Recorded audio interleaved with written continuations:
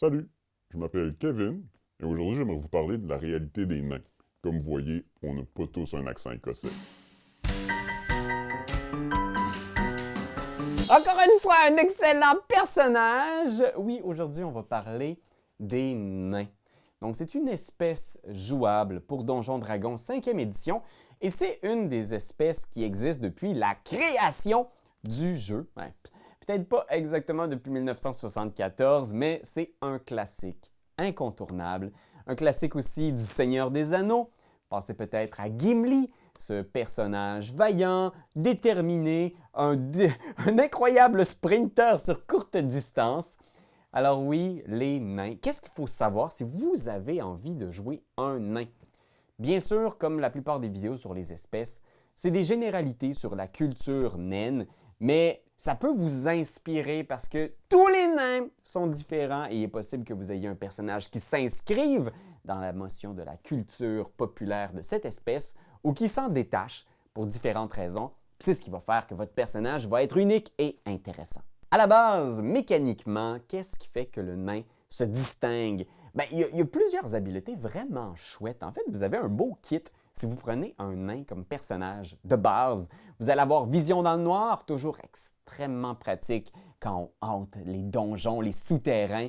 C'est une super belle façon aussi de se camoufler, de tendre des embuscades ou d'éviter d'être pris en tenaille par des kobolds. Et aussi, vous avez résistance au poison. C'est bien connu, les nains sont super résistants à l'alcool, mais aussi au dégât le plus populaire pour tous les monstres dans le jeu poison. C'est un des types de dégâts que vous allez rencontrer le plus souvent. Et vous avez même avantage à vos jets de sauvegarde reliés à toutes les attaques qui pourraient vous donner la condition empoisonnée. Puis il y a vraiment des effets vraiment bad dans le manuel des monstres qui sont reliés à cette condition-là. Fait que ça, déjà, c'est awesome! Et vous avez, bon, là, il y a bien sûr la petite embûche que vous avez une vitesse de déplacement qui est plus lente que la plupart des autres espèces jouables. Vous ne pouvez jamais voir votre vitesse réduite, par exemple, par une armure lourde. Fait que ça, c'est génial. Vous pouvez porter une armure lourde puis vous ne serez pas un réel escargot. C'est assez circonstanciel comme défaut. Je veux dire, la plupart du temps, c'est pas si grave que ça de vous déplacer juste un petit peu moins que vos collègues aventuriers. Mais il y a quand même des situations où ça peut être une question de vie ou de mort. Quand on essaye de fuir les ruines d'un donjon en se faisant poursuivre par un ver pourpre, c'est un peu désagréable de traîner de la patte puis d'être en arrière pendant que nos amis sont déjà loin. Si vous voulez mitiger ce défaut-là, vous allez aller chercher le don Agilité court sur pattes, qui est un don dans le livre de Xanatar qui permet non seulement d'avoir un petit peu de force ou de dextérité, mais en plus d'avoir une vitesse de déplacement augmentée de 1,5 mètres par round ou 5 pieds, si vous jouez avec le système impérial. Vous pouvez aussi choisir de faire un moine ou un barbare, qui sont deux super bonnes classes pour les nains, qui vont aussi améliorer votre vitesse de déplacement. Fait que si vous voulez justement être on par avec les autres personnages humains, elfes, c'est une bonne façon de rattraper ça. Maintenant, petit cours sur la culture naine, comme le veut le lore du jeu de Donjons Dragons. Fait que c'est sûr que dépendamment dans quel univers de jeu vous allez jouer, les nains vont être très différents. Mais si vous jouez dans les royaumes oubliés, la plupart des nains viennent de cités naines qui sont construites dans des montagnes. Donc, à l'intérieur de ces montagnes-là, ils creusent tout un lot de souterrains où il y a des cités très structurées. Très artistique. C'est le travail de la pierre qui est la spécialité de la plupart des nains. Fait que dans ces cités-là, ils vont vivre depuis des générations et ils vont faire surtout un travail de mineurs. Ce sont aussi d'excellents forgerons, des orfèvres et des brasseurs parce qu'ils adorent la bière. Dit-on, la cellule principale de la communauté naine, c'est le clan. Chaque nain appartient à un clan. Le clan est une vaste famille qui protège les mêmes valeurs, les mêmes idéologies et qui va surtout avoir un immense respect pour leurs ancêtres. Fait que les clans ont tous des ancêtres célèbres qui ont des statues immenses à l'intérieur des halles de leur cité souterraine. Fait que ça fait que les nains ont des sociétés qui sont très tissées serrées. Donc chaque personne au sein d'un clan va devoir choisir une occupation. Fait que le savoir-faire, c'est hautement reconnu chez les nains. Fait qu'au-delà d'être extraordinaire puis que les gens te reconnaissent pour toi ce que tu es, un nain extraordinaire, les nains vont plutôt chercher à honorer comment dire, la réputation, l'honneur de leur clan. Et c'est hautement important. Ils vont aussi avoir des sociétés qui sont très structurées autour de la défense de leurs acquis. Parce que quand tu vis dans une société souterraine avec des tunnels qui mènent à l'ombre-terre, où dorment des flageoleurs mentaux, des dragons, des bulettes, des créatures monstrueuses, tu n'as pas le choix d'avoir une façon de te protéger.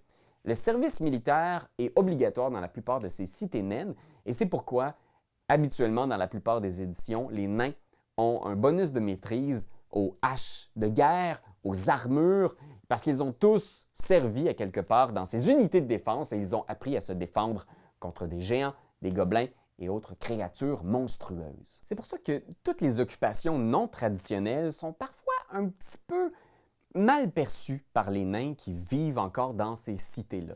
Alors, si un nain décide, par exemple, de quitter la cité pour aller vivre la vie d'aventure ou aller vivre dans une cité humaine, la plupart de ses collègues vont voir ça d'un œil un peu suspect. Puis d'ailleurs, la plupart des nains aventuriers qui vont être croisés à l'extérieur du monde, il y a toujours l'espèce de doute. Est-ce que cette personne-là vit l'aventure par choix ou est-ce qu'elle a été bannie de son clan parce qu'elle a fait quelque chose de déshonorable, comme commettre un vol, par exemple, ce qui est absolument inacceptable dans la plupart des sociétés naines. Moi, ce que je trouve inspirant avec ça, avec le fait que ces sociétés-là soient super rigides, bien sûr, je pense qu'on ne peut pas nécessairement endosser ça de notre point de vue humain, mais c'est super intéressant pour créer un personnage parce que ça pose la question, votre personnage, votre nain qui décide de partir à l'aventure, qu'est-ce qui est arrivé? Est-ce qu'il a été banni? Est-ce qu'il a décidé de partir? Est-ce que c'est un ambassadeur pour son clan? Il faut savoir que peu importe le choix, ces traditions-là sont profondément ancrées à l'intérieur des nains qui ont grandi dans ces cités-là. Fait que ce qui est intéressant au niveau des personnalités de la plupart des nains que vous allez rencontrer, c'est qu'ils sont très durs de faire changer d'idée. Par exemple, un nain qui a grandi pendant 300 ans, il s'est fait dire que les tomates se coupaient de cette façon-là, bien, ça va être très difficile d'essayer de lui faire couper les tomates d'une autre façon. Même chose pour le tracé d'une route, la façon de tendre une embuscade ou la façon de faire des tours de garde. Fait que moi, ce que je trouve intéressant là-dedans, c'est d'avoir un personnage qui peut apparaître un peu ronchon ou qui peut avoir une idée très arrêtée sur comment faire les choses, mais qui, au contact de tout un autre lot de culture, de façon de faire, va peut-être s'assouplir au fil des aventures. On dit souvent que les nains vont garder une rancune sur plusieurs siècles. Ils oublieront jamais les torts qu'on a faits au clan. 2-3 générations passées, ils vont se souvenir de ce que vous avez fait, vous ou vos ancêtres à leur famille. Fait que je trouve ça intéressant aussi comme personnage, d'avoir un personnage qui va... Ça va être difficile de gagner peut-être sa confiance, mais c'est super facile de faire un arc de personnage, de passer de quelqu'un qui est très suspicieux, qui a une amitié qui n'est pas facile à gagner, mais une fois qu'il est votre ami, il peut l'être pour des siècles, voire plusieurs générations. Un des éléments super intéressants aussi de la culture naine, c'est que, contrairement à l'idée générale des gens, les nains n'ont pas un intérêt démesuré envers l'acquisition de richesses.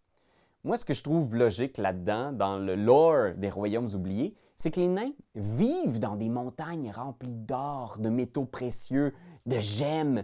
Donc, ils n'ont pas besoin, au sein de leur société, d'être riches. Les nains possèdent collectivement, le clan possède ces richesses-là. Donc, dans ton cercle social, tu ne seras pas perçu comme meilleur si tu as plus d'or que les autres. Je veux dire, cet or-là appartient à la communauté. Fait que ce qui est reconnu beaucoup au sein d'une même cité, c'est plus le savoir-faire. Lui, c'est le meilleur orfèvre de toute la cité. Ou lui, c'est le plus grand forgeron. Ou la bière, la IPA de cette naine-là est incroyable. C'est ça qui va déterminer ton prestige au sein de la communauté. Même au sein d'une cité naine, la plupart du temps, ils vont faire du troc ou des échanges de services. Ça va être beaucoup plus ça qui va être utilisé pour négocier avec d'autres membres du clan que l'argent. Parce que oui, les cités naines vont utiliser différents types de monnaie, mais c'est surtout pour négocier avec les gens à l'extérieur de la cité. Les humains, les elfes, les alphelins, etc. Mais Encore une fois, c'est rarement dans le but qu'un seul nain s'enrichisse, c'est plus dans le but de devenir le marchand le plus, le plus spécialisé de la cité, être reconnu pour ton talent. Fait que oui, si vous devenez ami avec un nain au sein de votre groupe d'aventuriers, il est sûr et certain qu'il va vous offrir de rénover votre toit ou de refaire les fondations de votre sous-sol.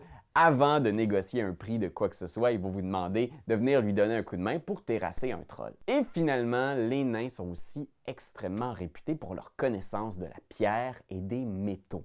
Puis moi, ça, je ne sais pas pourquoi, mais je trouve ça fascinant, l'idée qu'il existe tellement de métaux que nous, simples humains, on n'est pas capable de travailler ou de percevoir. Les nains, eux, au contraire, ils sont façonnés dans le métal divin de Moradin.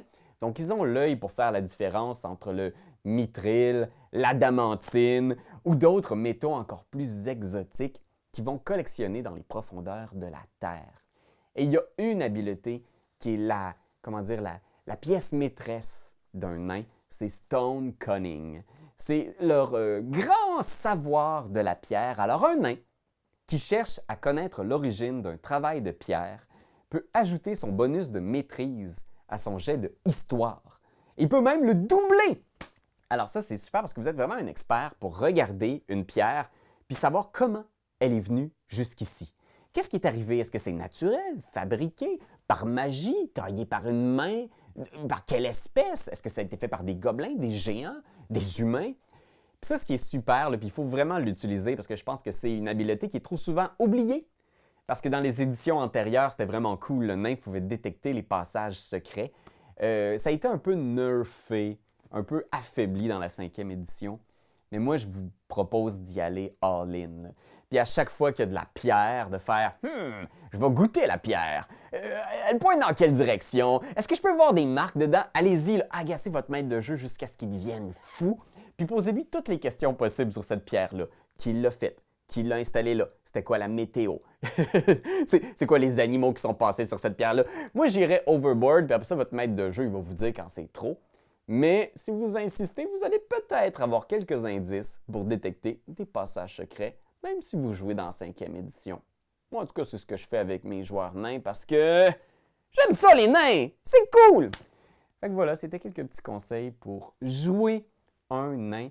Fait que n'hésitez pas à nous partager vos histoires, vos récits. C'est quoi votre personnage de nain préféré que vous avez créé ou que vous avez lu peut-être dans la littérature fantastique? Moi, je me souviens, au secondaire, j'avais joué un nain qui était un prêtre de guerre, de Clangeddin. Et il était vraiment très... il était bouillant. Tu sais, il fallait que tu le retiennes parce qu'il partait. Puis bien sûr, il citait toujours Mordrak, qui était un des ancêtres de son clan, son modèle. Puis comme disait Mordrak, « Hey, le ballonneux n'est pas de la viande de ballon. »